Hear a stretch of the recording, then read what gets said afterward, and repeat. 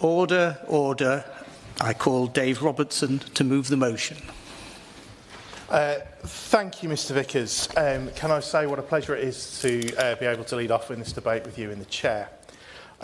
Before, though, I turn to E-petition 657935, if I may beg your indulgence to just mention that obviously today is International Holocaust Memorial Day and represents the 80th anniversary of the liberation of Auschwitz-Birkenau.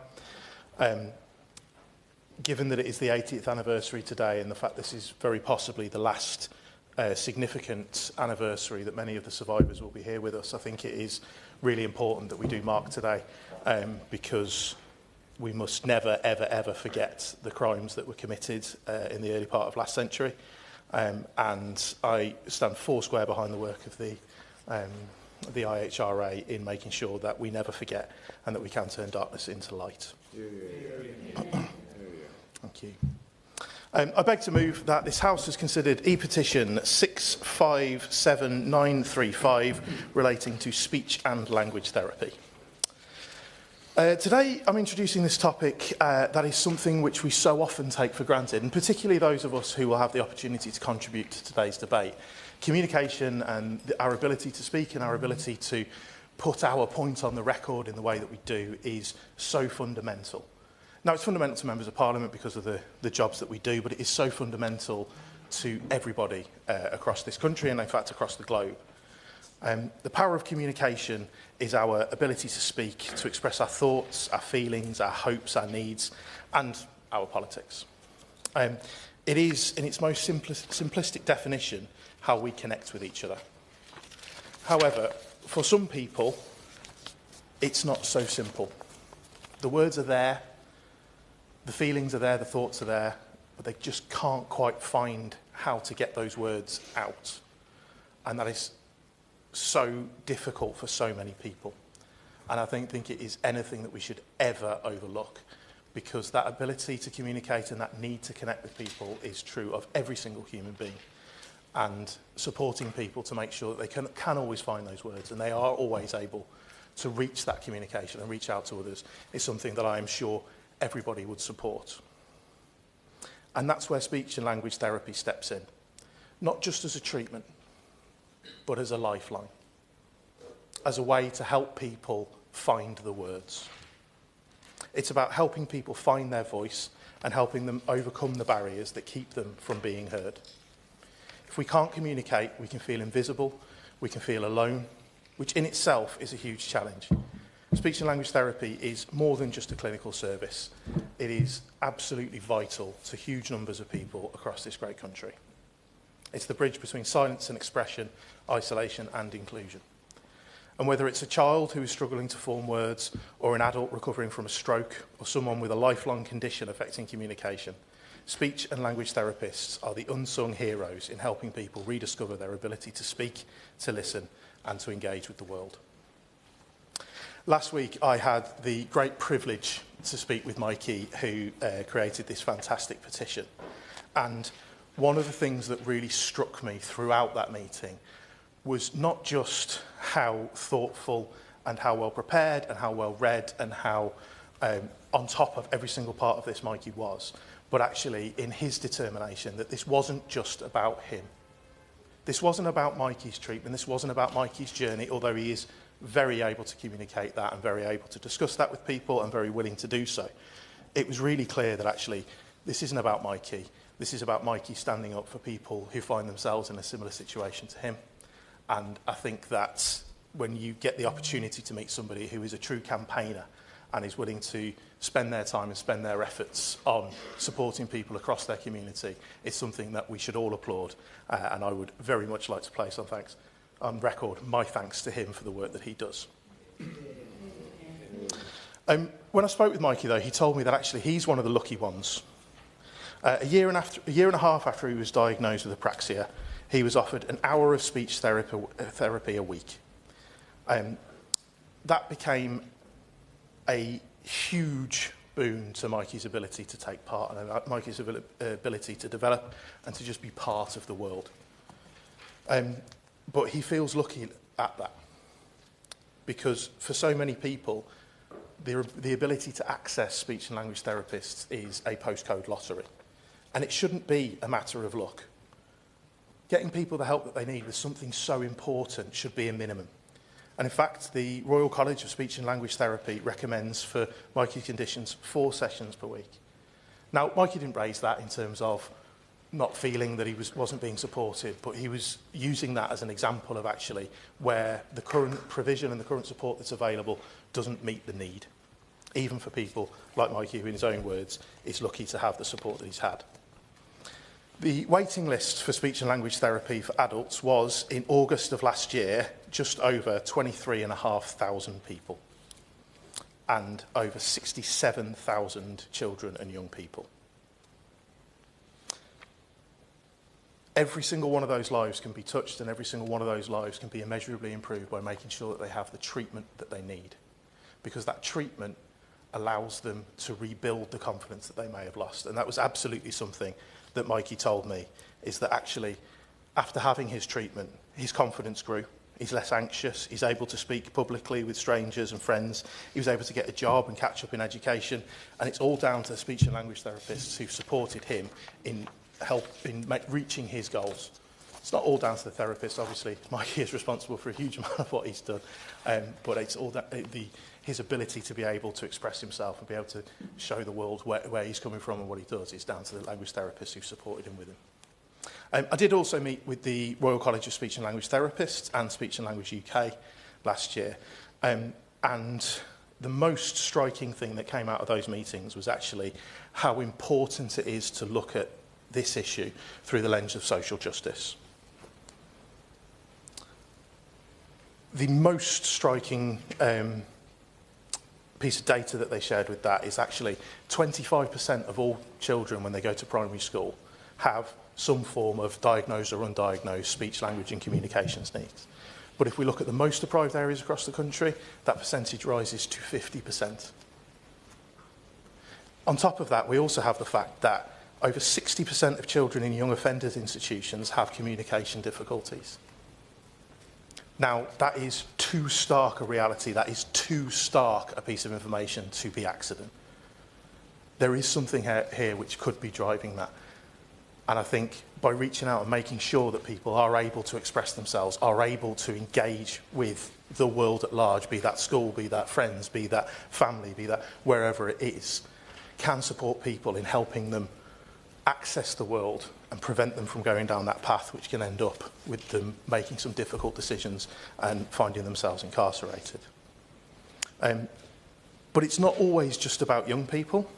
There are a number of adults who develop conditions such as dementia, Parkinson's, which is very close to my heart and I will touch on a little bit later, and actually long COVID. And that's something which, obviously, as we approach the post-pandemic world, long COVID is something which we will all be talking about a lot over the coming years. And actually, the speech and language difficulties that can come with long COVID is something which has driven demand since the pandemic, although there was obviously a large amount of demand for speech and language therapists before that. If I can touch briefly on Parkinson's, I have a very close family member. My mum suffers with Parkinson's, and going from a woman who spent almost her entire adult life communicating in her second language. Mum learnt English to go to school. They spoke Welsh at home for Mum. But since she moved to England and brought me and my brothers up and lived there, she spent her whole life communicating in her second language. Mum was also fluent in French. And seeing her go with the where she's gone with her Parkinson's, to just not be able to find the words it's a real challenge for all of us who know my mum. And helping her to find that word and communicate herself is something that I think everybody who knows Mam would want to support, and I'm sure anybody who's got a relative in a similar position would also be very eager to help support with those. Parkinson's UK did an audit of their members in 2022, and of the people they spoke to, just 40% have access to a speaking language therapy, and only 15.5% were referred to therapists in a diagnosis state, and only 8% were seen at the diagnosis stage. That's one example, and there are many, many, many conditions. I beg the House's forgiveness for raising one which is such a significant importance to myself, but it's the one where I have a lot of direct experience, and I think that was why I picked on that one condition, but there are many which can be supported through speech and language therapy. If I can just return to the postcode lottery that I mentioned, there are areas of this country where ICBs are spending less than £1 per person. I think 58p was the smallest number that I saw. But actually, the best funded areas for speech and language therapy, the ICB was spending £16.35 per child who was receiving therapy. That's a vast difference. Now, I'm not going to try and say that ICBs aren't doing their job, and obviously there are regional disparities, and ICBs have got to cut their cloth according to the funding that's available. We are all aware of that. But when you see such a significant disparity of around 32 times the amount being spent in one area and another, it does highlight that actually for far too many people, it's a real fight to get the support that they need, because the funding isn't there. And I think I'd be very interested to hear the Minister's response to that, about anything in the long-term 10-year plan for the NHS. There's something that can be done there to set minimum standards, or whether there's anything that the government is intending to do to hopefully level the playing field between different areas. Because for many people, especially those from disadvantaged communities, they live in areas where services are scarce and where waiting times are long, and that can exacerbate some of the issues that those communities face, as well as the individuals affected.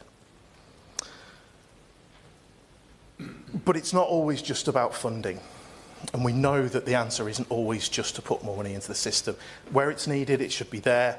But actually, recruiting and retaining speech and language therapists is so vital, because no amount of funding in the world can replace a human being who's actually doing that role, and the skill and the training and the care that those people have for the people they are supporting.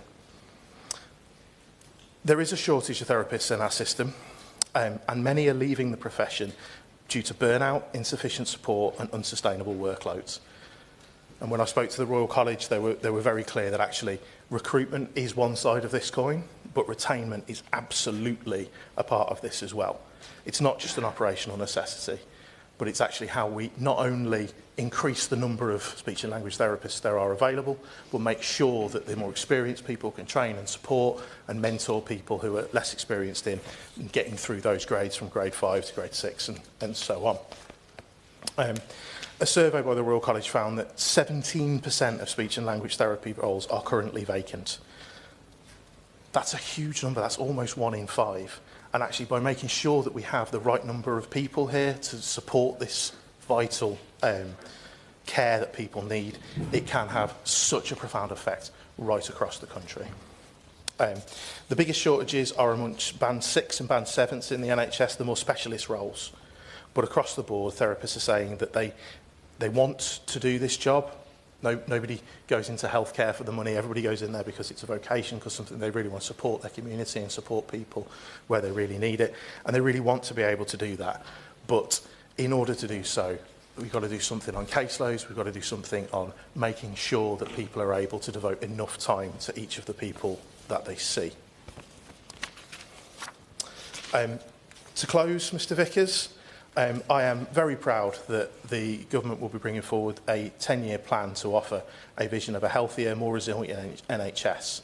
But I think how well supported this petition has been, and given the importance of it to the people who are in need of speech and language therapy, I'm very eager to hear that the government is taking this very seriously to make sure that speech and language therapy is fully integrated into that 10-year plan, apologies, so that we can look much more at preventative care, get community services to deliver the support where it's most needed, and prevent those acute issues developing. Ultimately, this debate, and I'm very glad to see so many honourable members and right honourable members from across the House here, it's an opportunity for us to talk about speech and language therapy, make sure that it's got the place that it deserves in the heart of our health system.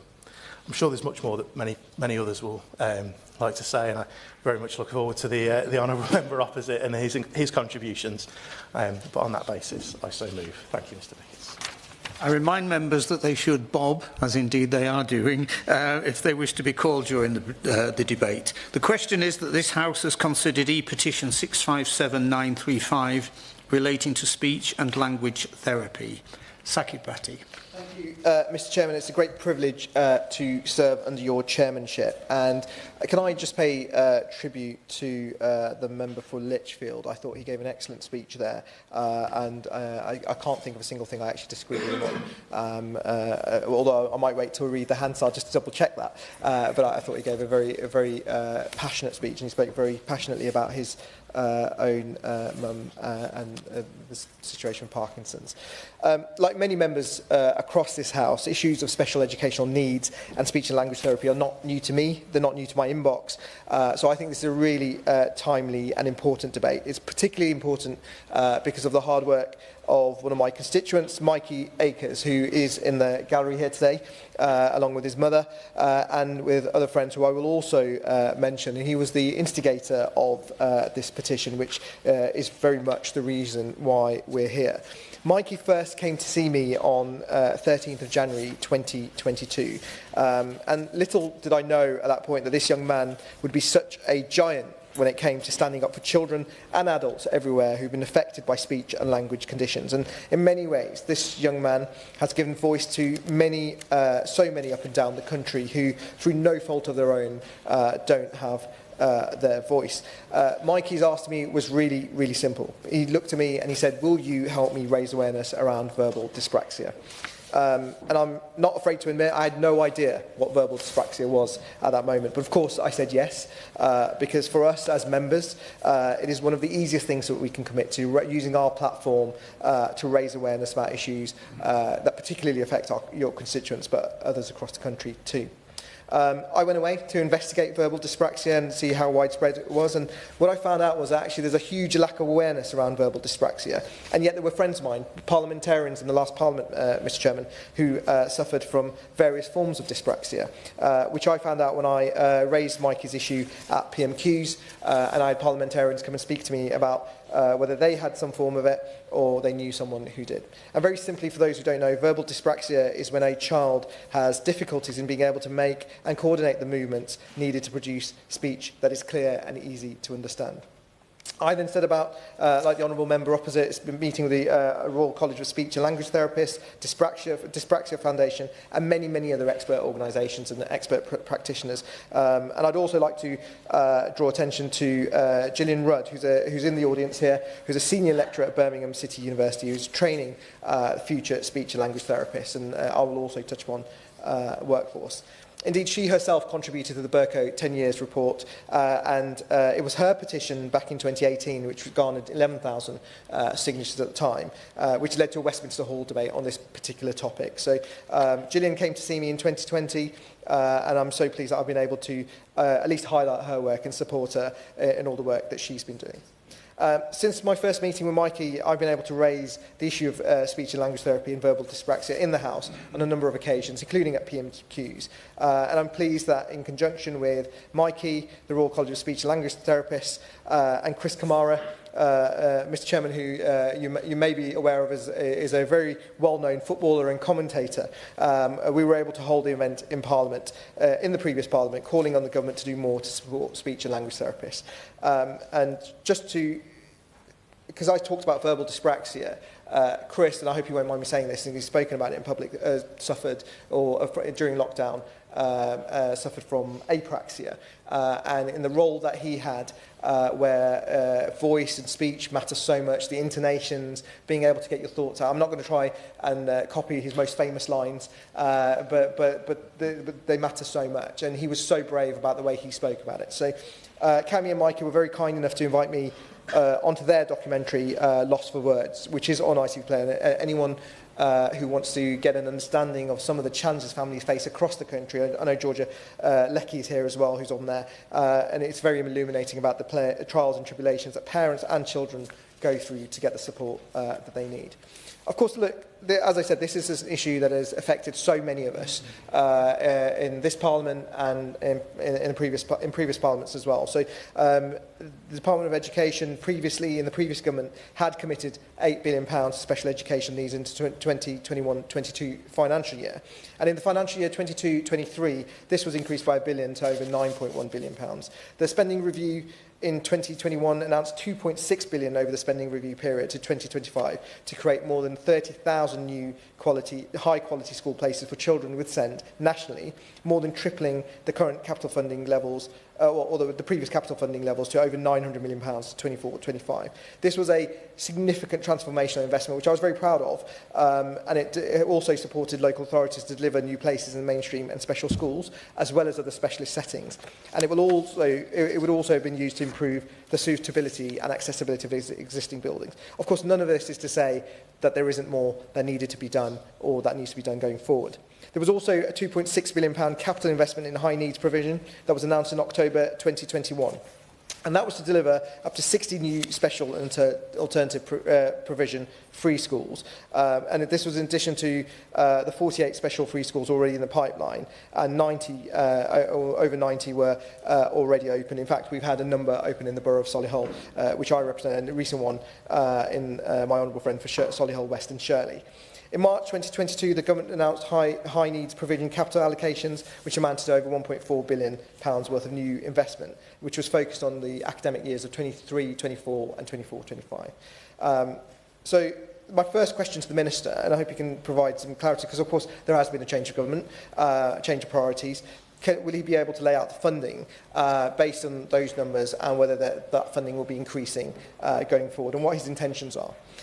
In March, the previous government also published its SEND AP improvement plan. The improvement plan set out what the government would do to establish a single national system to deliver for every child and young person with special needs and disabilities from birth to age 25, so that they could enjoy their childhood, achieve good outcomes, and were well prepared for their next step, whether that was employment, higher education or adult services. Could the Minister highlight whether that plan has continued, or has that informed current government strategy, and how the government intends to take those ambitions that we had forward?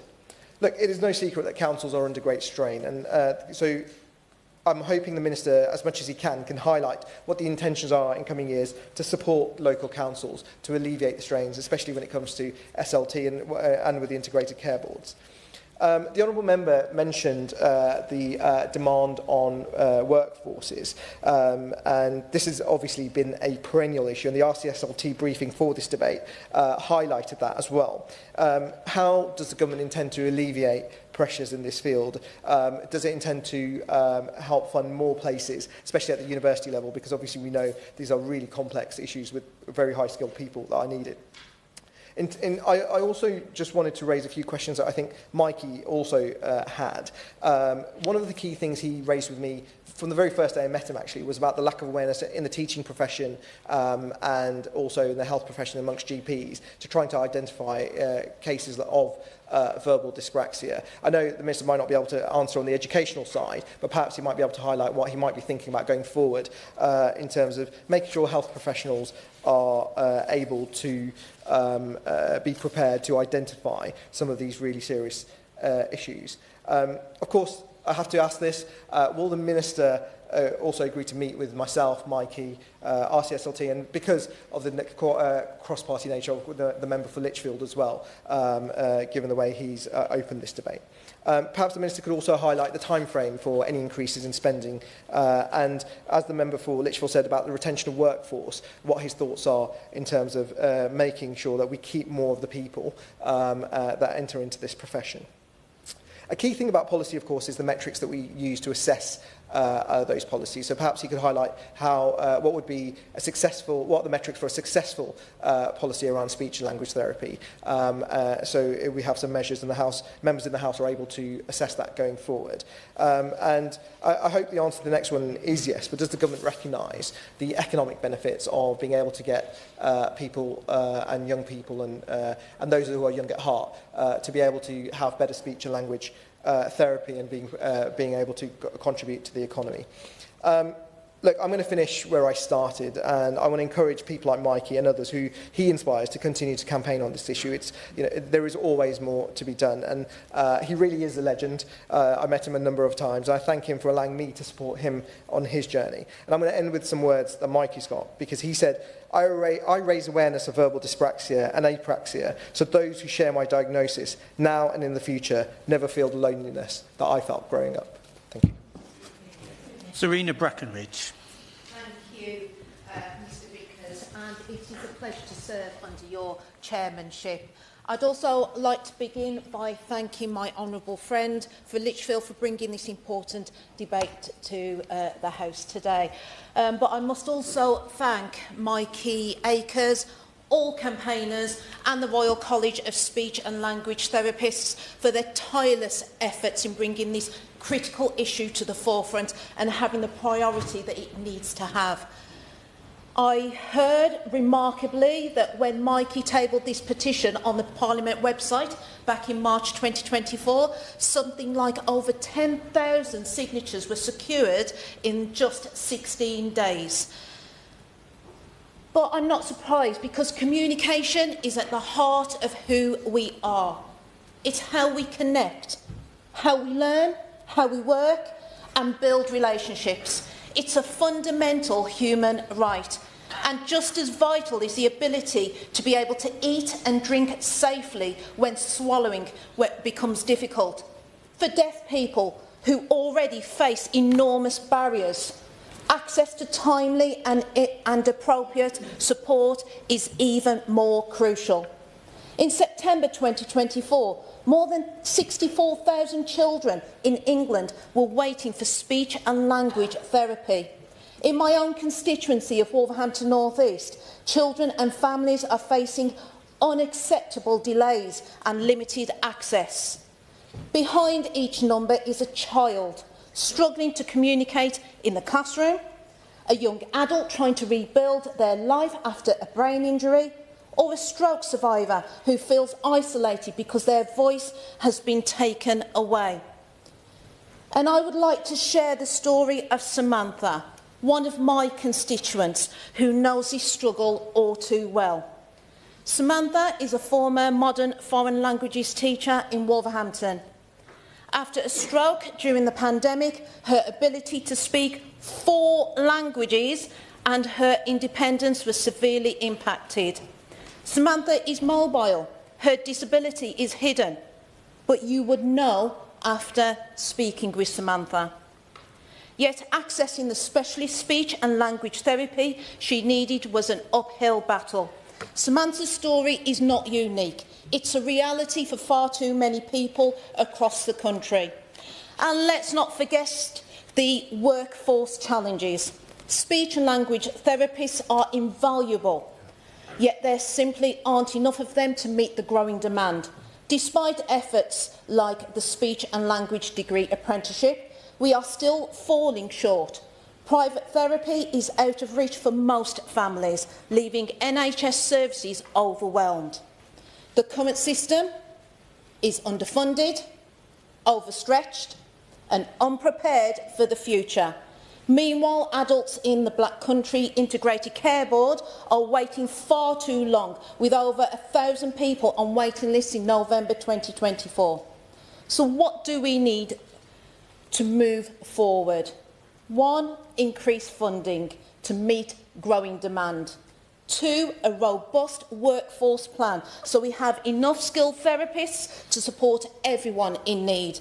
And 3, equitable access to therapy across health, education and criminal justice sectors, no matter where you live. Investing in speech and language therapy doesn't just change lives, it saves money. Early intervention can reduce the need for more costly services down the line in health, education and criminal justice. So, Chair, I urge the Minister and my colleagues to listen to the voices of campaigners like Mikey, like the Royal College of Speech and Language Therapists and people like Samantha. Their message is clear. We must work at pace to tackle the crisis in speech and language therapy. So let's make sure that no one in Wolverhampton North East or anywhere in this country is left without a voice or the support that they need to thrive. Thank you. Thank you, Mr. Chair. It's a pleasure to serve under your chairmanship.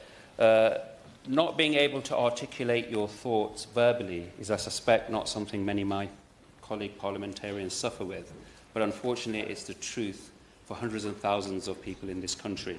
And speech therapy, as mentioned by the Honourable Member, who I'm so grateful for bringing this debate into the Chamber, is not limited to children. There are countless adults in need of these services, stroke survivors relearning how to speak, and that is why it's such a pleasure to speak with Chris here, who is a true hero in the footballing world. People with cleft conditions or those living with dementia. And I'd like to thank again the Honourable Member for Lichfield for spotlighting long COVID as well, because this is an issue that is going to definitely be with us for many years to come.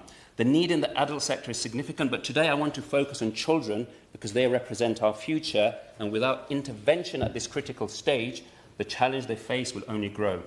I have not had the pleasure to meet Mikey, but I would like to know if this resonates with him. That if you can imagine a child starting school for the first time, where friendship and bonds are made, and the classmates are eagerly raising their hands, making friends and joining in chatter in the playground, this child remains silent. Not because they don't want to speak, but because they can't. Their words are locked away, their thoughts trapped. Thousands of children face this challenge daily, and they are getting left behind, not because they lack potential, but simply because they lack support. And this is the silent struggle of thousands of children in our country. Speech, language and communication difficulties are not just a health issue. They are really a life issue. They are affecting mental health, academic success, affecting employment, relationships, and there are barriers to participating fully in our society. Over 369,000 pupils in England were identified with speech, language and communication needs in 2023-2024.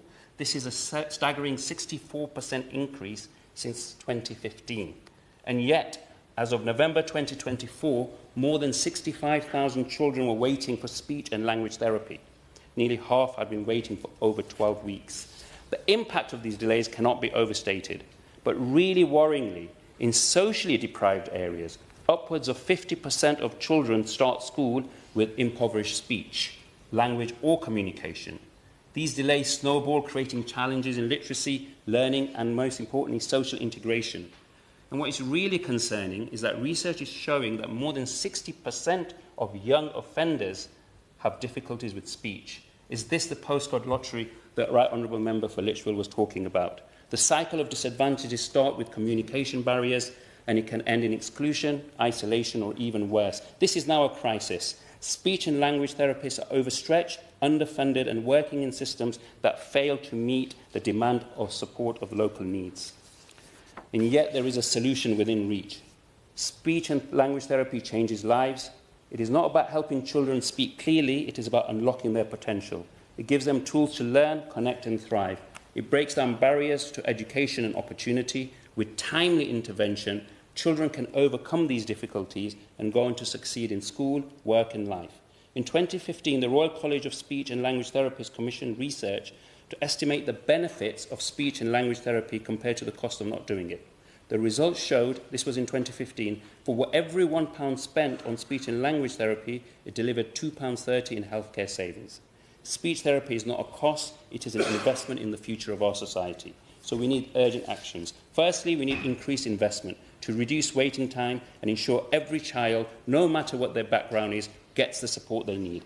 Secondly, we need improved workforce planning that addresses the shortage of speech and language therapists across all the sectors: health, education, social care and justice.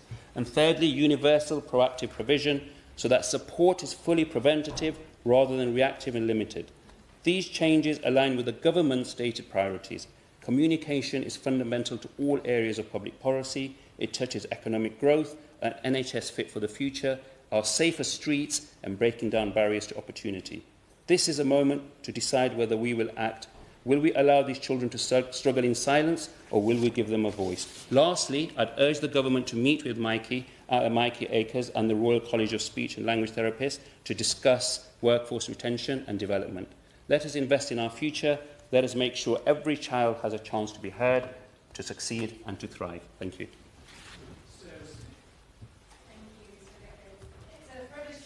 To serve under your chairmanship. And I want to also thank my honourable friend, the member for Lichfield, for tabling this debate. And beyond that, to pay tribute to Mikey, I've been privileged to work for many years with young people, putting them at the heart of leading change, and it is always brilliant to see that happening. So congratulations, and I hope that you'll start to see actual results, because I feel like from what we've been hearing, you've been working on this for a long time and perhaps sit there frustrated that you've not seen change happen quicker. It's not an exaggeration to say that high-quality speech and language services can transform lives, because supporting a person to communicate can open up a whole new world of opportunity for them. Communication is an essential aspect of life for all ages, as we've been hearing, including those for adults who experienced major setbacks due to their medical events. But I'm going to focus my comments today on the need for excellent speech and language provision for children and young people. A vital part of this government's mission is to break down barriers to opportunity for all children and to help ensure that a record number of children start school ready to learn. A key component of this approach will be to better identify those children who may need additional support with their language and speech development. And Speech and Language UK have found that 1.9 million children are struggling with talking and understanding words, which demonstrates the scale and importance of this issue. The investment this government is making into increasing the availability and standard of preschool childcare, as well as family hubs, will, I hope, lead to more opportunities to support these young children with their early language development at an earlier stage. However, many of these children will need access to high-quality speech and language therapy to help them progress, but also for their families to be supported in knowing how best to encourage and aid their child's development, as I recognise often parents feel a little bit left out in the cold and unclear how they can best support their children when they're facing challenges. This support will be absolutely crucial to ensuring that no child is left behind in their educational progression, because we know language skills are the foundation for literacy development and further learning. I was really delighted because I've seen the impact firsthand in schools I've worked with about the decision that the Secretary of State for Education has already taken to further fund a year of the Nelly programme, and I hope that the education team will continue to support that going forward as one of the parts of tackling this bigger issue. But I want to take the opportunity today to ask the Minister how the government is further working alongside education colleagues, because we know that it's by working together that we can enable children who need that formal speech and language therapy to access this without the horrifically long waiting times they currently experience. And for a second, just to talk a little bit about the specific challenges within the North West. It's no surprise to me that the majority of constituencies with a high level of signatories did fall in the North West. Right now, around 45% of children and young people who were waiting for speech and language therapy had been waiting for over 12 weeks in November. This compares to 28% on that waiting list in the east of England. The latest figures available show that 2,672 children and young people in the Lancashire and South Cumbria Integrated Care Board area were waiting for speech and language therapy. And this is a damning statement on the inheritance that we received from the opposite benches, further perhaps demonstrated by the almost empty benches opposite, earlier we heard the Shadow Minister, the Shadow Secretary of State for Education, making a big noise in the chamber, but not taking seriously the challenges that they've left with us and how we're going to tackle them. The regional disparity is adding another level of disadvantage to children growing up in my constituency of Hyndburn. And they, like children, all children, deserve the right to be supported to learn. I think it's really important to be careful when we're speaking about children with special educational needs and disabilities that we do not suggest their educational performance or communication skills are due to some internal difference or lack of ability. It's the systems and structures around them that we must look at and fix in order to make sure that every child and young person has that same access to opportunities and to fulfil their potential. It is important that we wrap around support for families so the government can make better use of the standard 2-year check-ups to unlock pathways to support. But time and time again, I hear of children and families in my constituency who are on pathways for not just weeks or months, but years and years, with no access to the HCP that they might need, not getting the other wraparound access to services that are required to be able to provide the intervention and make sure that child has the best possible chance in life. So it is welcome that the government's mission to build a health service fit for the future will look to design a system which meets the changing needs for our changing population. But can the Minister again share a little bit more on how speech and language services will feature in the current national conversation on that 10-year strategy? Effective speech and language interventions can reduce the need for more intensive and costly healthcare services down the line, and as other honourable members have mentioned, has a significant positive return on investment in the longer term. Investing in that early screening diagnostic services will help identify speech and language issues at a young age and allow for more effective interventions. But it's not just about the effective intervention that helps them to access their language and communication skills. It's to do with that young person's confidence, that ability, as we've heard, to make friends and to start school with their best foot forward. I know that ministers across the government appreciate the crisis that are affecting the SEND education system. We've had a 140% increase in the number of children and young people with EHCPs, but outcomes have stagnated. More money has been putting in, but we're not seeing any better results for the children impacted. And that is why I welcome the commitment that this is not just about investment, but also about the right reforms. I'd like to ask the Minister more about the closer work, as I mentioned before, about closer working relationships with education professionals, and not just how that happens at the top of government, but also on the ground.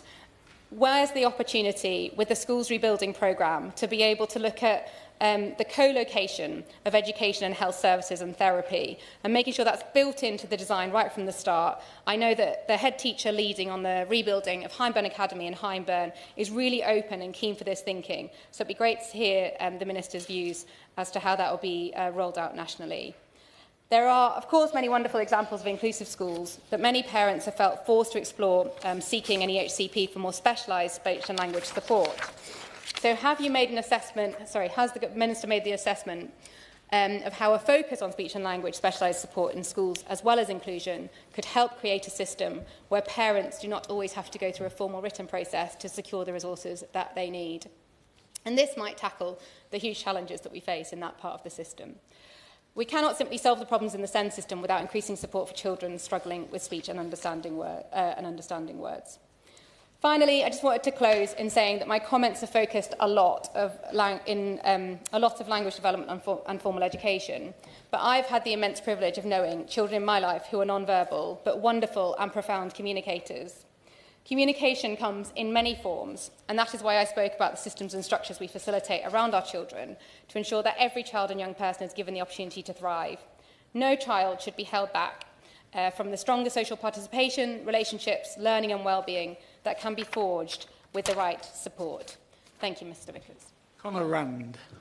Thank you very much, Mr Vickers, and I'd like to echo the congratulations to my honourable friend, the member for Lichfield, for securing this important debate, as well as all the campaigners who worked tirelessly on this issue. And I'd like to thank everyone who signed the petition, especially the 124 people who did so in my constituency of Altrincham and Sale West, where we contributed more signatures than anywhere else. And that reflects the great number of conversations I've had on this issue with local residents since being elected. Other honourable members and friends have spoken about the fundamental nature of communication to human life powerfully. And it's clear that speech and language therapy can be transformational for those who experience it. We know that around 76% of people who have had therapy says it has materially improved their life. But we also know that it is a service, as others have reflected on, that is far too hard to access. NHS England figures show that in September last year, over 64,000 children were on a waiting list for speech and language therapy, and 41% of those were waiting more than 18 weeks. In my local NHS trust, there are around 154 speech and language therapists working full-time. But speak to any family with a relative affected by a communication or language difficulty, and they'll tell you it simply is not enough.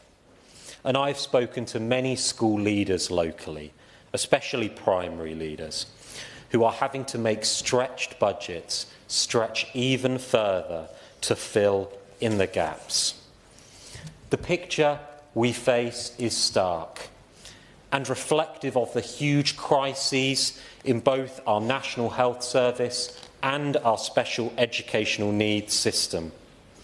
In 2023, a report from the Royal College of Speech and Language Therapists identified significant failings over many years in planning for the speech and language workforce, and this alongside significant cuts to early intervention services under the previous government were reported as driving factors behind the waiting lists for therapy. Waiting lists which in turn piled pressure on other parts of the system and ultimately resulted in a demoralised workforce leaving the job they love and the public going without the support they need. And Ofsted, the Education Select Committee and the Care Quality Commission have all published similar reports that frankly should have set alarm bells ringing in government, but the truth is that not enough has been done. Neither funding nor the speech and language therapists we need have kept up with the 64% increase in the number of children identified as having communication needs since 2015. And with adults, we've tragically seen a steady decline in the amount of speech and language therapy received after a stroke and effectively no dedicated adult service for those with long-term speech conditions. And the challenge for this government is that we must reverse these trends, not just because it is absolutely the right thing to do, but because improving access to speech and language therapy is essential to this government's missions for change, as my honourable friend for Hyndburn outlined. Because whether that's breaking down barriers to opportunity in education or getting the NHS back on its feet, giving people the support to communicate effectively is critical. And given the impact that speech and language therapy can have on giving people the ability to return to work, it is hugely important in the national effort we have to boost economic growth. And I know some important steps have been taken and taken quickly by this government, not least the record funding increases set out for the National Health Service at the budget.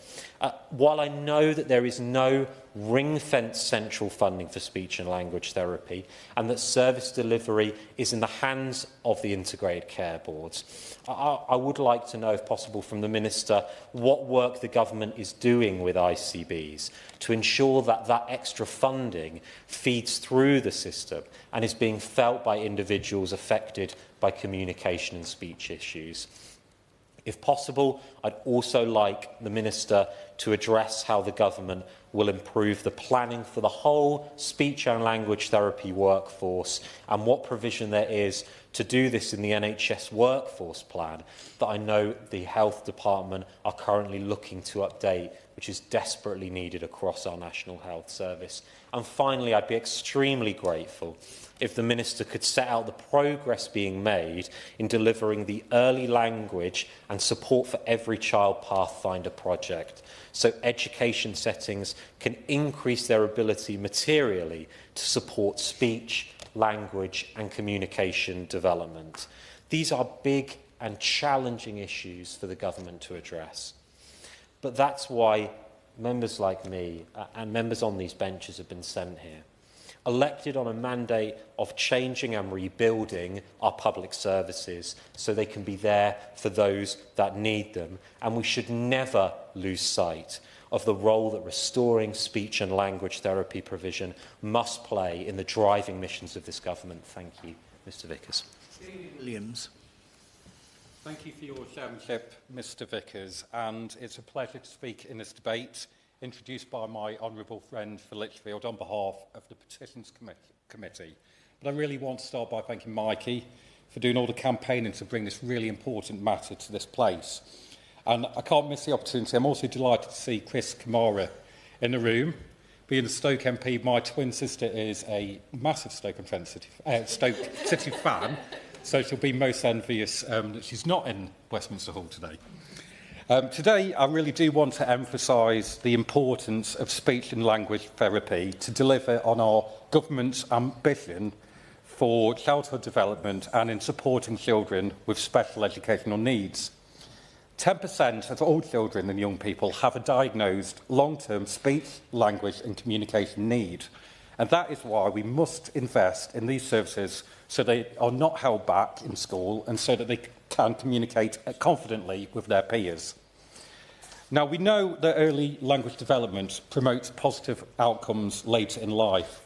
However, in disadvantaged areas, like in my own constituency, around half of children start school with delayed language skills or diagnosed speech, language and communication needs.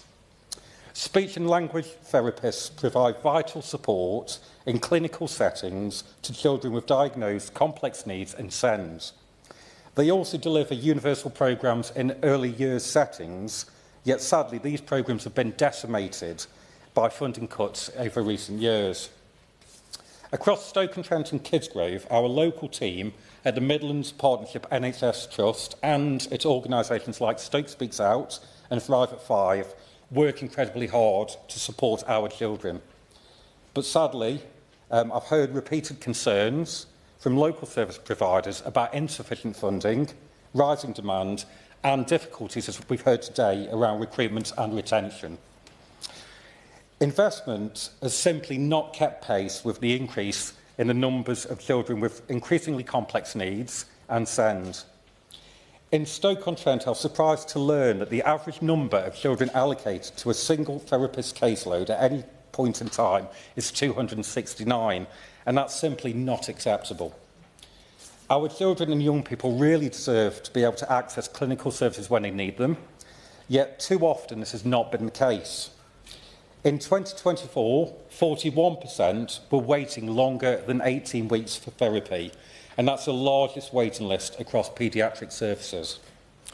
And whilst underinvestment has impacted on accessibility and waiting times for clinical services, it has also hollowed out our local preventative services.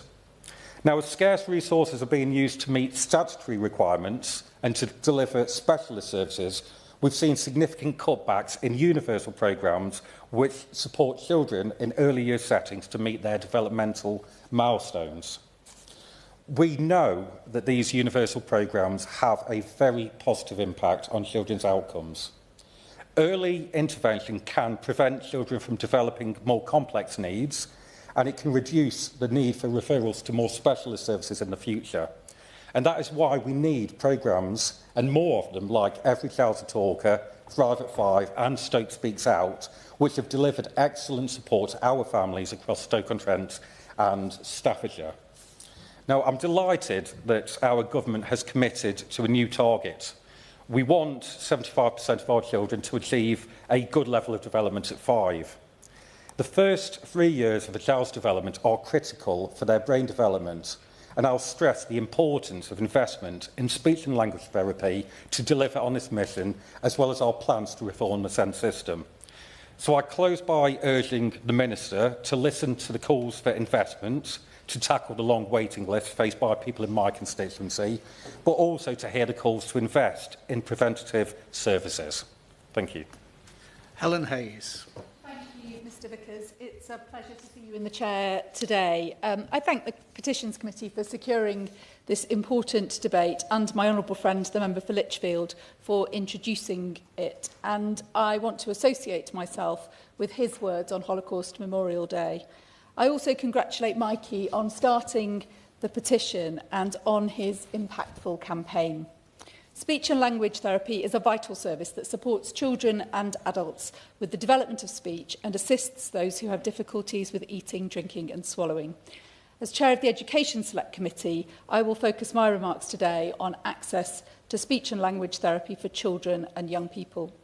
Speech and language are vital building blocks of communication, and children who face barriers developing speech and language early in life for a wide range of different reasons can face significant difficulties. Poor communication skills, reduced participation in education, can lead to frustration and challenging behaviour or withdrawal and school avoidance. For children whose needs relate to a difficulty in eating, drinking or swallowing, good and timely speech and language therapy can make the difference between being able to attend school or nursery safely or not. I know the difference speech and language therapy makes in my own family. When my oldest daughter started to learn to speak, it became apparent that she was really struggling to say particular sounds, and that those same sounds, that the inability to differentiate between different sounds because of her difficulty in pronouncing some of them, was having a consequential impact on her ability to read. We were able to seek advice from an open access speech and language therapy clinic at our local health centre, which provided a wealth of advice and some helpful exercises that we could support our daughter to do at home. The clinic was available to us whenever we needed it, and my daughter was able to overcome very quickly the challenges that she faced, and I'm pleased to report that she is now a 19-year-old who is nothing but forthright in her ability to communicate with everybody. Such services are now, such open access services like the clinic that we were able to access, is now extremely hard to find. There is a shortage of speech and language therapists, and children who need speech and language support face long waiting lists in many parts of the country. This is a huge problem because accessing timely support has a significant bearing on the impact that a speech and language difficulty can have over the longer term. Issues that can be quickly addressed in very young children, for example, can become much more challenging to overcome with the passage of time. Early intervention saves money and delivers better educational outcomes. Speech and language therapy sits at the junction of a number of different parts of the public sector. Needs are often identified in nurseries or schools. Local authorities have the statutory responsibility for special educational needs and disabilities support. Speech and language therapy is an allied health professional, often commissioned by the NHS, but sometimes directly by local authorities and schools, and often based in community settings. This complexity and the lack of a clear single pathway of commissioning services is one of the contributory factors to the current shortage and the geographical disparities in the availability of speech and language services. I welcome the government's recognition of the importance of speech and language development in children and the commitment from the Department for Education to roll out the evidence-based NELLI programme in reception classes across the country. Expanding the availability of targeted support to help children who have speech and language difficulties catch up will undoubtedly make a difference. But we know that the earlier a speech and language difficulty is identified, the better, not least because sometimes a speech difficulty is the first indication of wider special educational needs, and because the earlier a problem is identified, the easier it can be to address it. The government recognises this, but there is currently no clear plan to expand the availability of speech and language therapy in early years and community settings. The early years sector is a diverse and disparate sector, and there is a need for clarity on expectations, commissioning pathways and professional development to ensure that very young children can access speech and language therapy as soon as a need is identified. It is not compulsory for children to be in a formal setting until the age of 5, which also underlines the importance of community-based support in children's centres, family hubs and health centres, so that parents and carers can access support readily when they need it. Addressing the workforce challenges within speech and language therapy will also require intervention from the government to make more training places available and to encourage those who have left the profession to return. And I hope that the government will produce a workforce plan for all of the professions related to SEND support so that the professional expertise and support is there for children and families who need it. More widely, Mr Vickers, we have a SEND system which is failing children and their families across the country, with far too many children unable to access SEND support in school, waiting far too long for an EHCP, and often finding that when they get an EHCP, it cannot be fully delivered.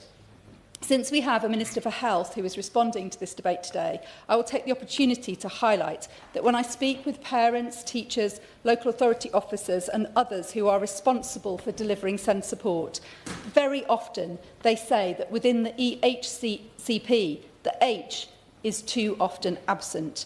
They struggle to get the NHS to the table, and there is very weak accountability in terms of the levers that can force them to do so.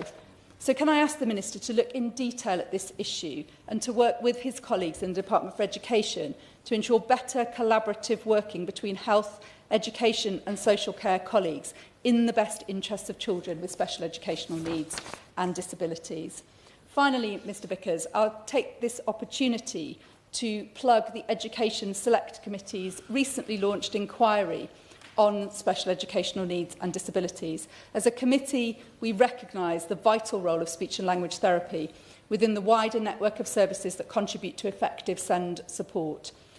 Our call for evidence on SEND is open until the 6th of February, and I encourage all honourable and right honourable members who have an interest in SEND services or challenges within your constituencies to encourage your constituents to submit evidence to our inquiry, including those who have experience of speech and language therapy, so that we can hear the widest possible range of evidence. And as a committee, we can help make recommendations to the government that can deliver a transformation in SEND services across the country. Lib Dem spokesperson, Dr Danny Chambers. Thank you, Mr Vickers, for calling me. It's a pleasure to serve under your chairmanship. And I want to thank Mikey for being here today and for all the hard work he's done getting to the point where we're having a debate here. And I know it takes a lot of campaigning to get as many people involved in a petition as you have done, so that's a fantastic tribute to you. I'd also like to thank the member for Lichfield for bringing this debate forward. And I was struck by one thing, comment he said was is that speech therapy, it's not just a treatment, but it's a lifeline.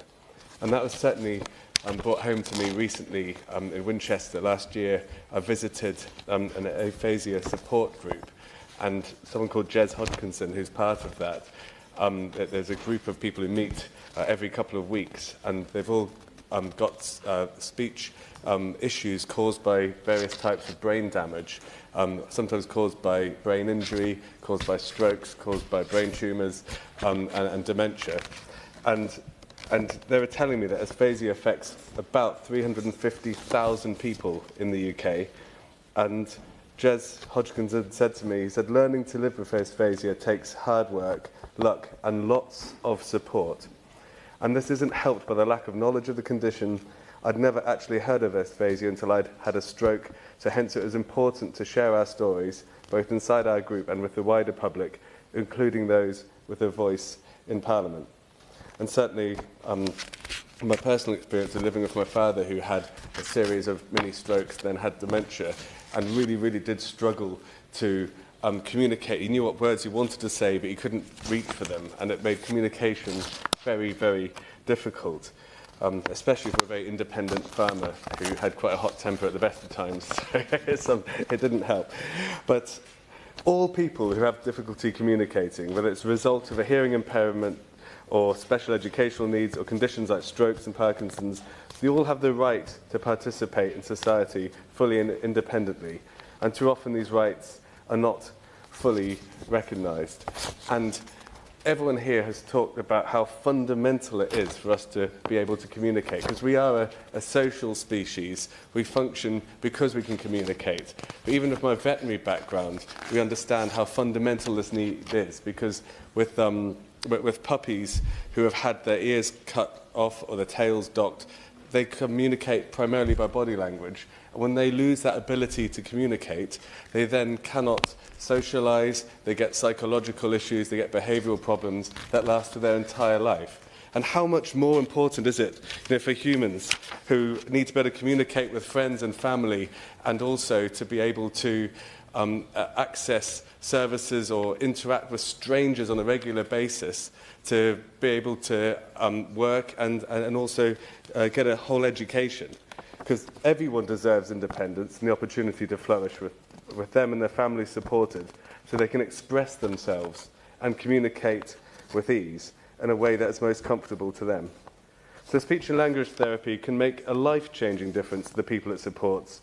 It is a vital and overstretched service. We know that in recent years demand has risen at a faster rate than the increase in the number of therapists or the support they can offer, and this desperately does need to be addressed. Because by improving outcomes, speech and language therapy can help deliver better care and actually save money for other parts of the NHS. We heard before about supporting people unable to swallow properly. That can have a significant impact on reducing repeat chest infections. And certainly the member for Leicester was talking about how for every £1 spent on speech therapy, it can save £2.30 on NHS costs, which is when people ask how can we afford to do this, we have to ask how can we afford not to do this. So children and adults alike, they're waiting far too long for speech and language therapy they need. And as the member for Lichfield has already discussed, it is a postcode lottery. There's huge differences in outcomes depending on where you live. And helping people to swallow, eat and communicate is an essential service. And everyone should be able to expect this support if and when they need it. Now, Liberal Democrats, we're pressing for the NHS 10-year plan to address specifically the inadequate access to these speech and language therapies and how it will be improved. We want the government to develop a workforce strategy to end the chronic shortage of speech and language therapists so everyone can get the support that they need. And on a slight aside but related note, we've also long campaigned for more support for those communicating through British Sign Language. We've campaigned for British Sign Language to have equal official status to the UK's other languages, and we're campaigning to provide free access to sign language lessons for parents and guardians for children who are for parents of deaf children. And I was visiting St Peter's Primary School in Winchester recently, and the head teacher was discussing how since the COVID pandemic, they've noticed that there's been a sharp rise in pupils who are struggling to communicate, and their speech and language hasn't developed as quickly as it did before the pandemic. And we need to remember that it's not just people's educational needs that gets affected both by COVID and by speech and language challenges, but it's also their entire social development and their friendship group as well. So this is something that we're really pleased that you've managed to highlight, and we're really pleased to have this debate here today. And I really urge the Minister that we can push forward on this issue as fast as possible. Thank you. Shadow Minister Dr Caroline Johnson. Thank you, Chair, and it's a pleasure to serve under your chairmanship today. May I congratulate the member for Lichfield for his introduction of this debate today. And in particular congratulate Mikey Akers, who I understand introduced this petition, for the work that he has done in raising awareness of verbal apraxia, work which will no doubt be helping people right across the country. I know that he's been working with my honourable friend, the member for Meriden and Solihull East, on this issue too, and no doubt this will also be helping people. And I'd like to welcome Chris Camara to the gallery as well, who's doing great work in raising awareness too. And the more awareness we raise, the better it will be for everybody, and the more easily people will be treated for the conditions they have. As we've heard today, language therapists have a wide range of skills for all ages. It is much bigger than speech itself, but also includes swallowing from newborns with developmental delay to the elderly who have had a stroke and may be struggling to swallow afterwards. It's about communication, feeding issues, specific sound delays, stammer, There's a huge amount of work that speech and language therapists are involved in. And I've seen the work they do with my own family, with a one child unable to say s, and having to have speech therapy to try and encourage her to do so, with one of the younger siblings consequently having spent much of the time attending these appointments, learning to say s about 18 months earlier than she was supposed to.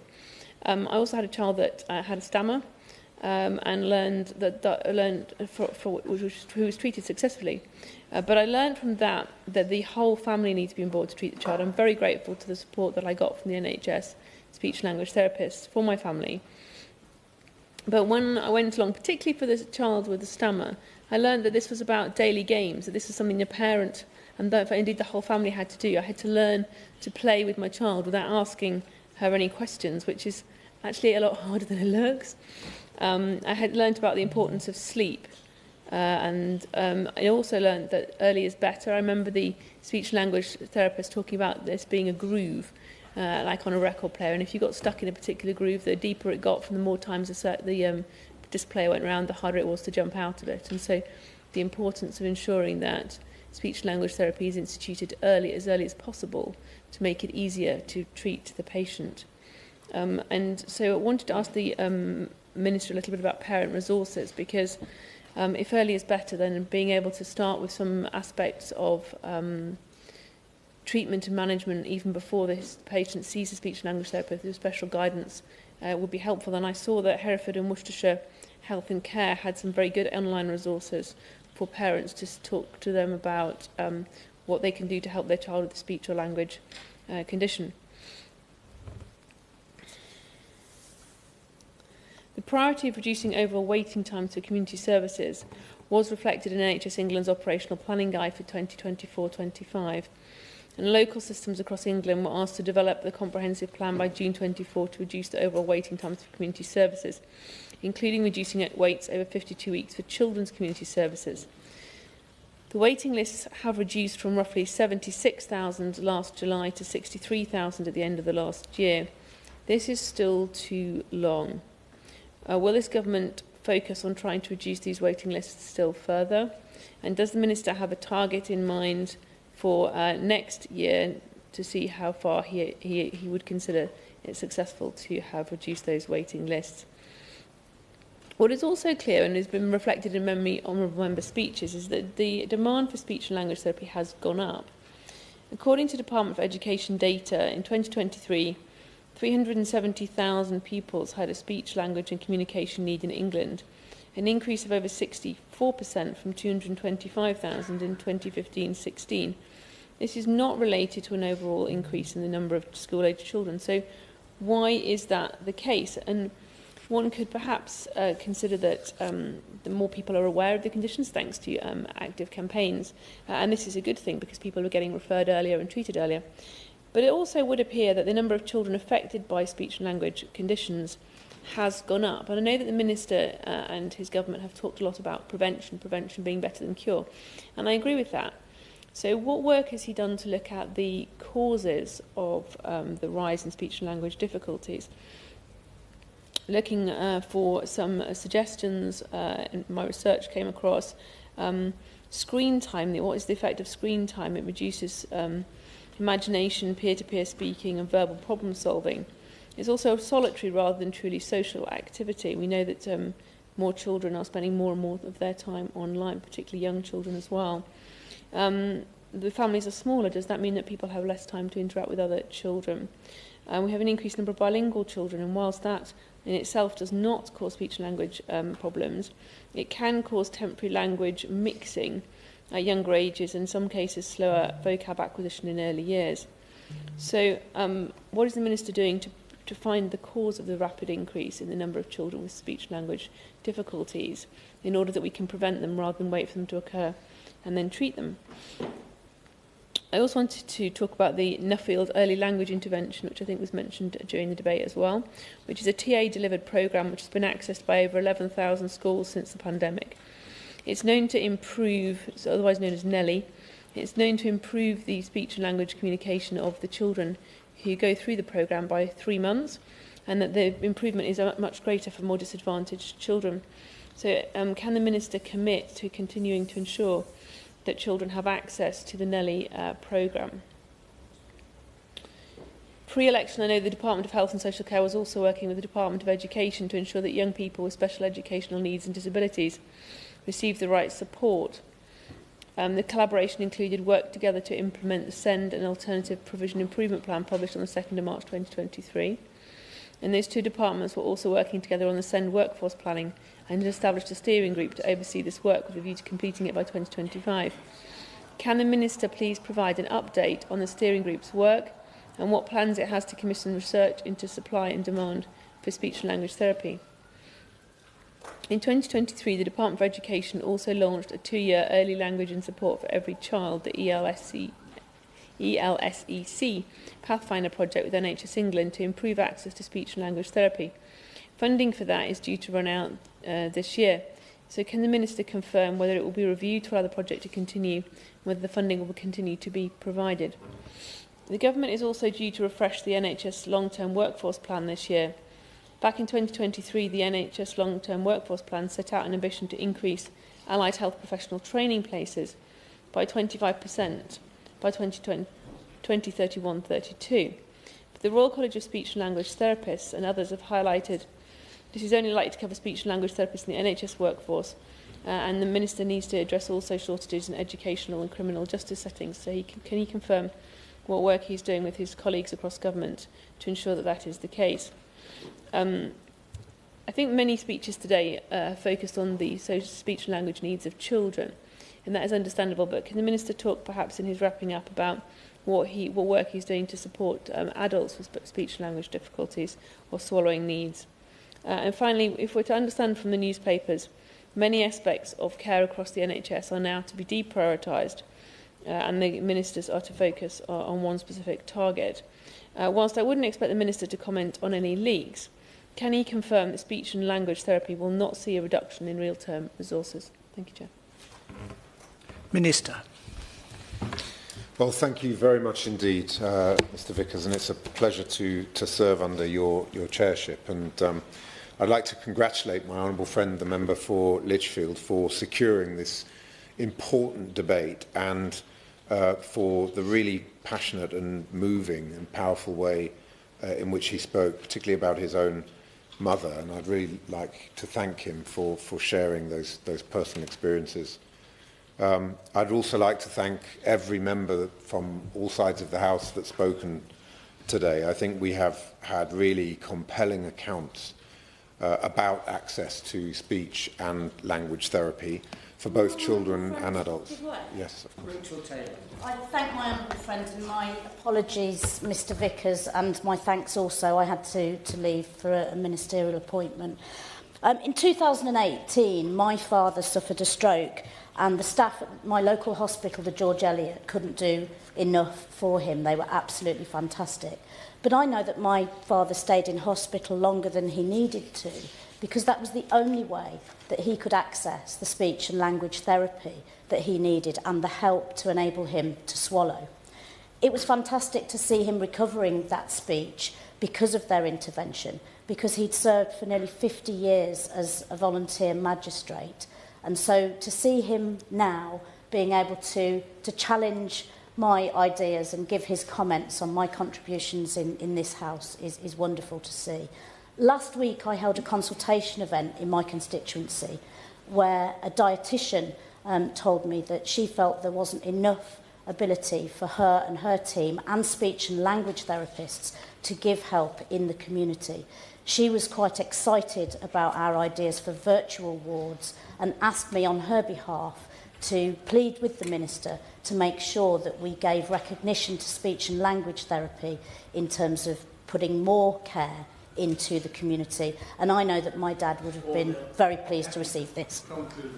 Intervention should be, I was very generous. Minister.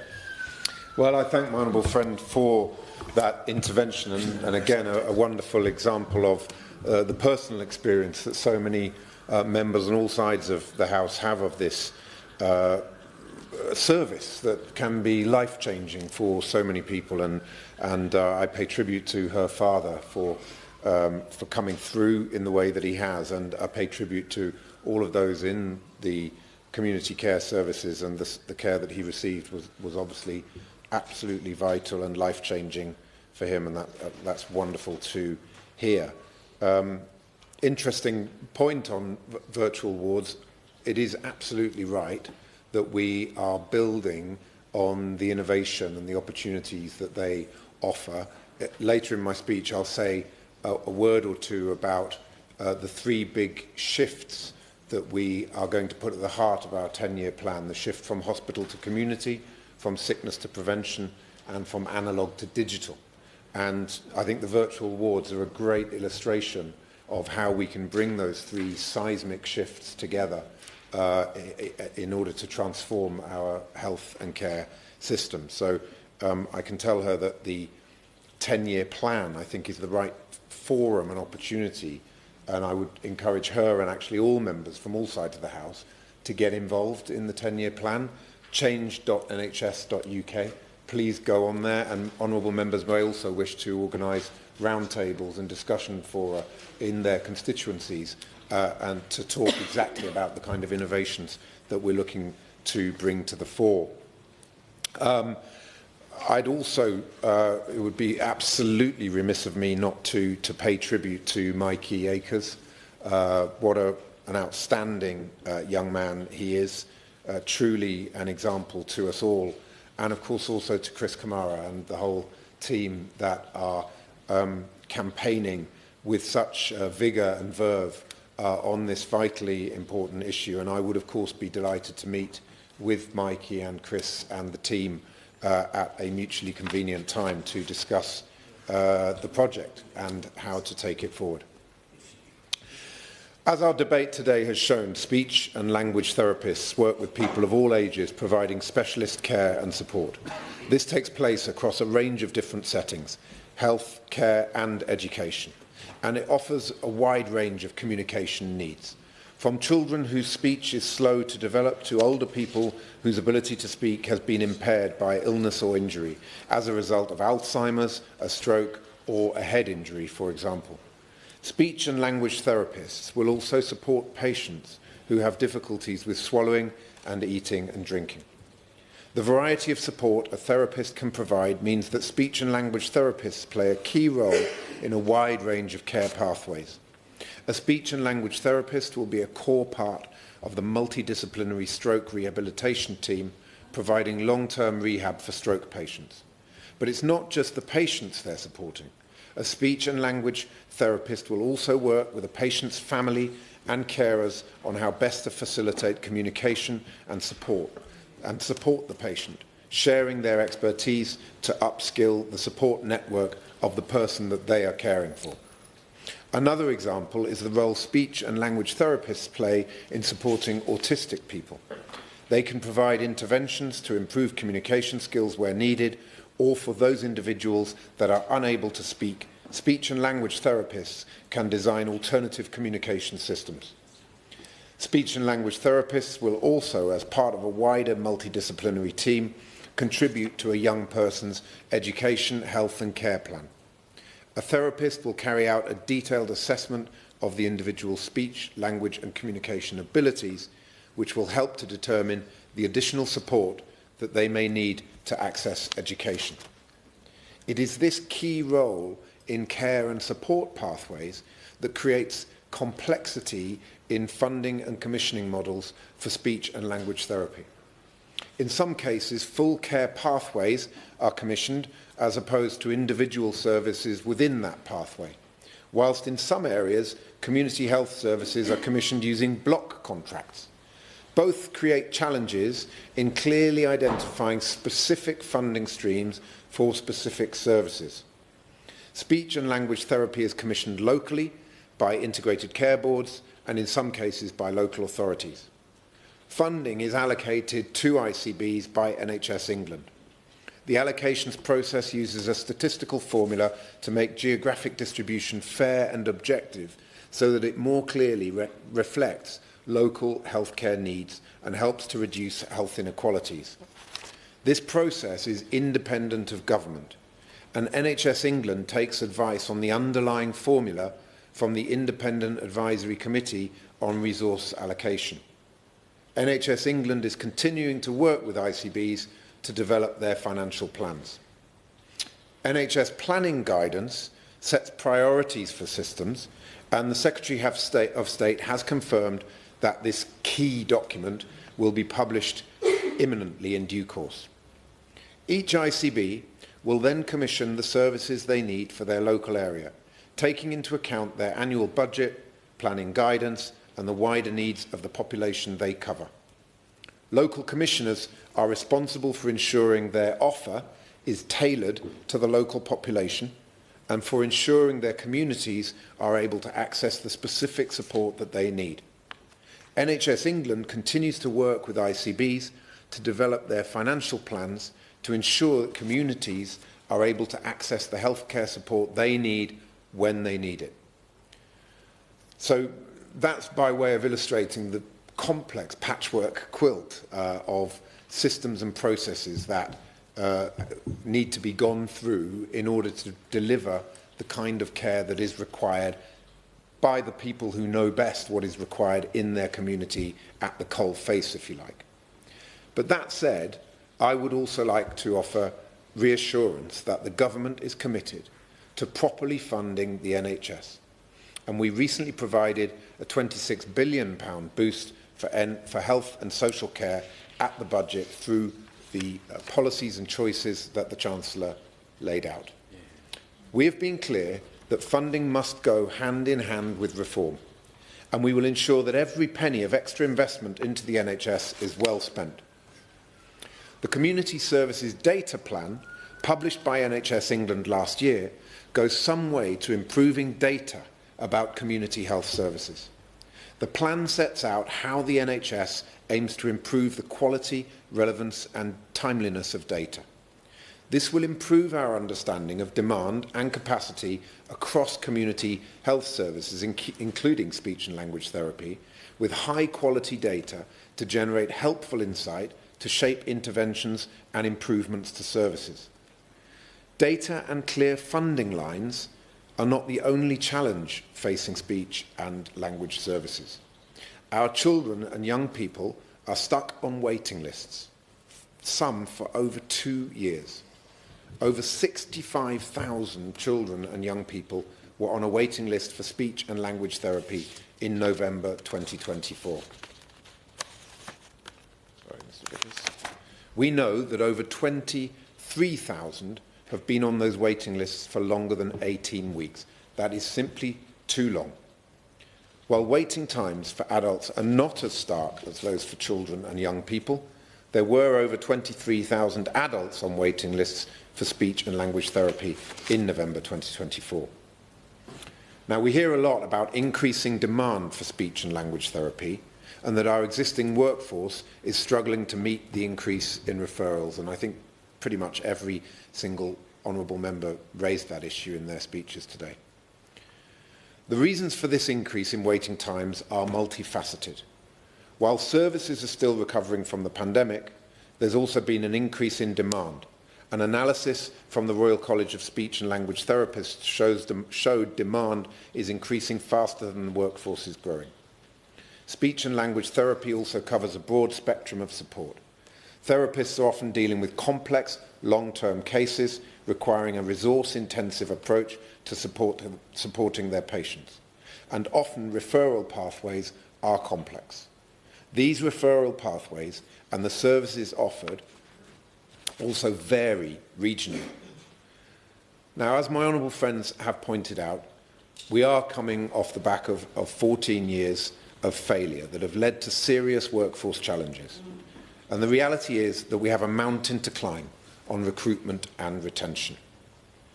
The Speech and Language Degree Apprenticeship is now in its third year of delivery and offers an alternative pathway to the traditional degree route into a successful career as a speech and language therapist.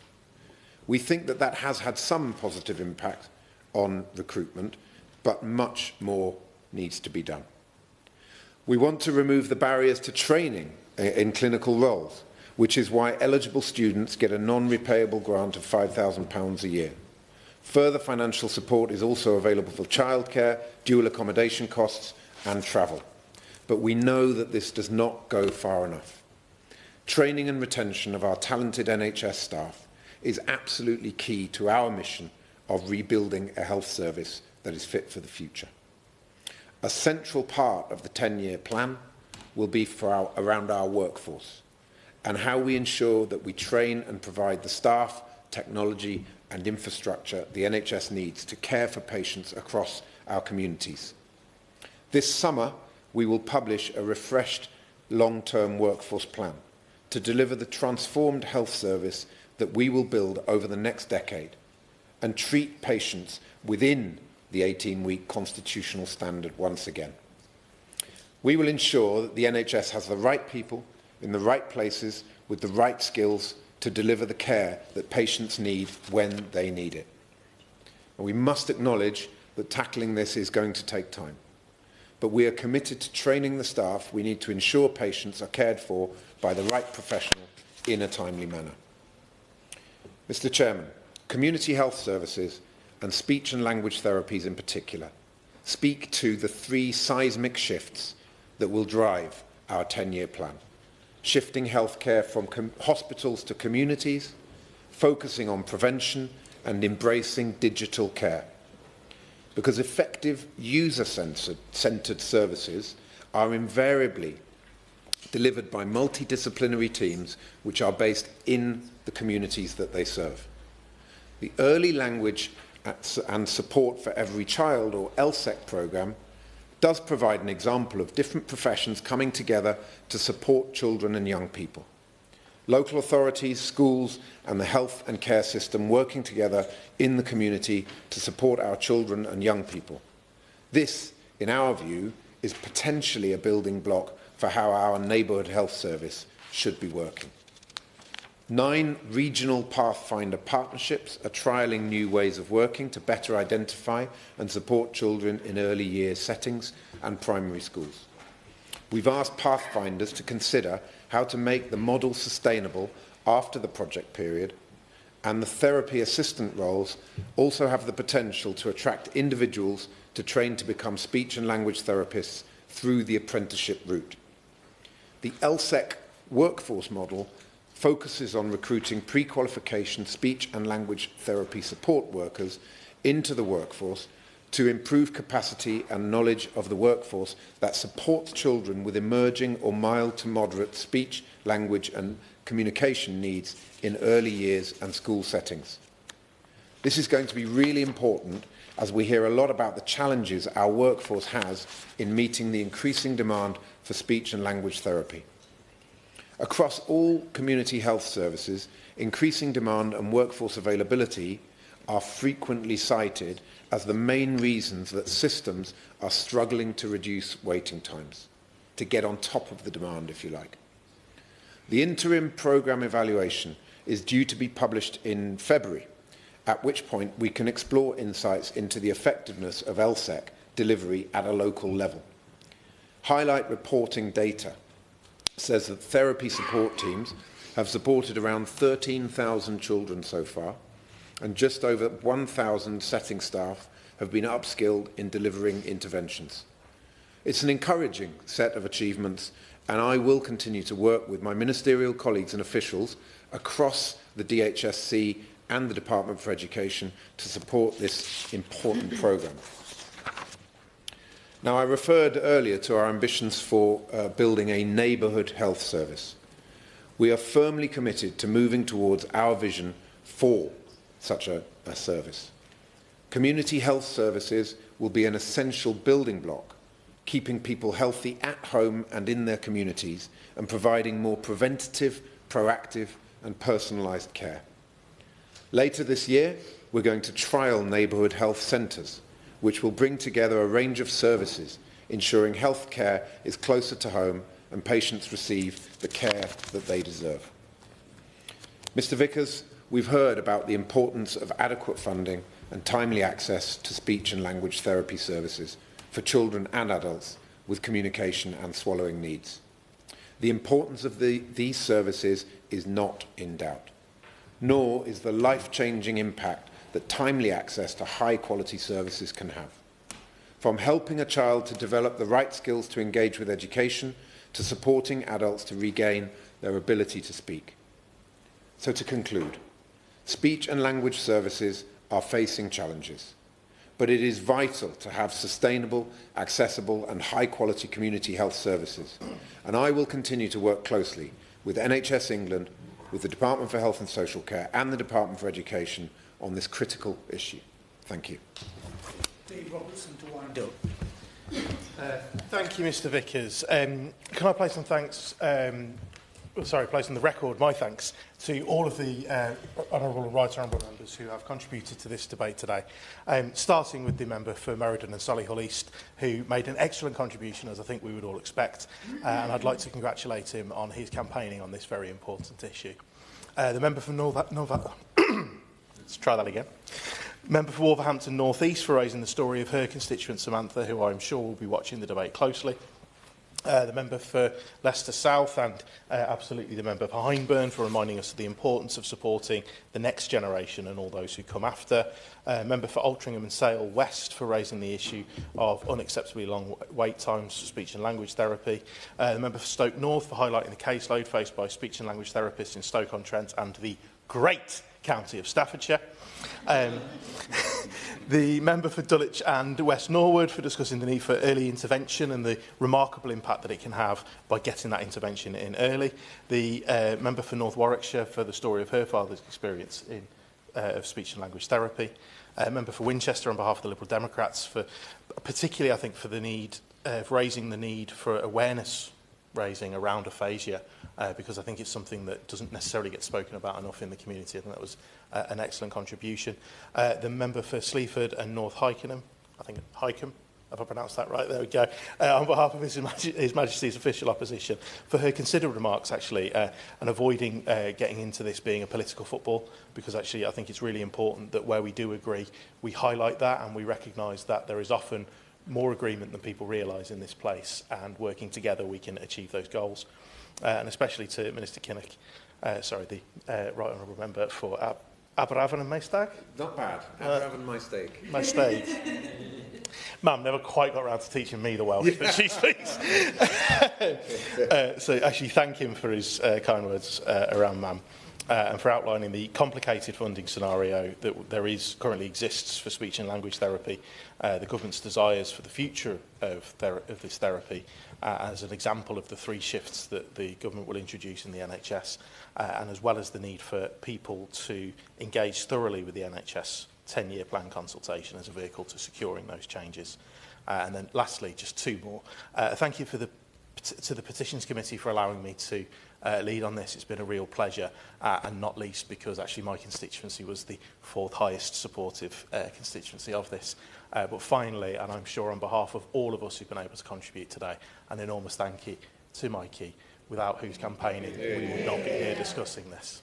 Thank you, Mr Vickers. The question is that this House has considered E-petition 657935 relating to speech and language therapy. As many of that opinion say aye, to the contrary no. I think the ayes have it, the ayes have it. The sitting stands adjourned.